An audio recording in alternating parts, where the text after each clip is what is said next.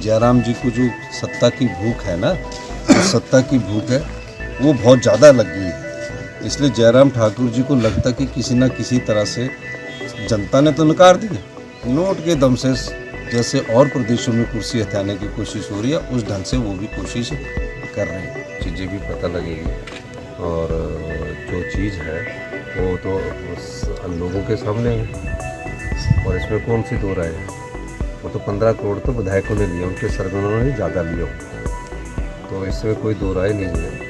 मैं ये कह सकता हूँ कि 14 महीने पहले जो जनता के वोट से चुनकर आते हैं और 14 महीने में जो अपना ईमान बेच देते हैं, अपने को बिकाऊ कर देते हैं, उन लोगों वो ऐसे तो छोड़ नहीं सकते। सारे कार्य किए हुए थे उनके, तो कोई ना कोई उसमें धन का तो है। वो तो हम भी इन्वेस्टिगेशन कर रहे हैं, हमारे पास तथ्य भी आ रहे हैं, तो ठीक है, वो तो अच्छी बात है। वो तो सत्या तो सामने लाना ही पड़ेगा ना जनता की अदालत में। राजनीति में एक बात बड़ी स्पष्टता से होनी चाहिए, राजनीति में हमेशा ये नहीं सोचना चाहिए कि हमने अभी जनता से वोट ले लिए हैं और हमारे इतने पैसे खर्च हुए हैं, इन कैसों के अलावा हम अपना वोट बदल दें और उसके बाद हम अपने आप को राजनीतिक मंडी में रोक दें। तो इस प्रकार की जो बात है वो सत्य है, इसमें कोई दो राय नहीं है। मैं ये जानता हूँ कि ये लोकतंत्र को कमज़ोर करने की कोशिश है। जो लोग जनता के वोट पर चुनकर आते हैं और जनता के वोट के चुनने के बाद नोट के दम पर विधायकी से इस्तीफा देते हैं, वो क्यों देते हैं? इसके पीछे के राज को जनता के पास हमको लाना ही पड़ेगा।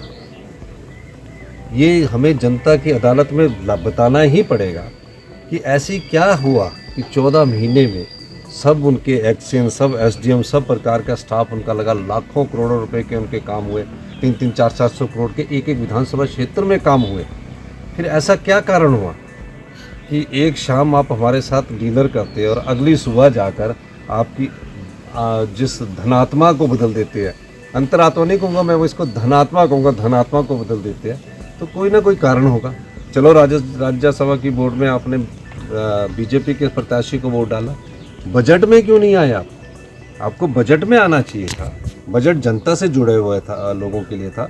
जब 70 साल से ऊपर के बुजुर्ग को हम फ्री मेडिकल फैसिलिटीज़ दे रहे हैं, मनरेगा में जो हमारी बहनें या भाई काम करते हैं उनकी 60 रुपये ऐतिहासिक वृद्धि की, किसान को गाय का हिंदुस्तान का पहला हिमाचल प्रदेश राज्य बना, जहां गाय के दूध पर 45 रुपये प्रति किलो के हिसाब से हमने मिनिमम सपोर्ट प्राइस दिया, भैंस के दूध का हमने 55 रुपये सपोर्ट प्राइस दिया।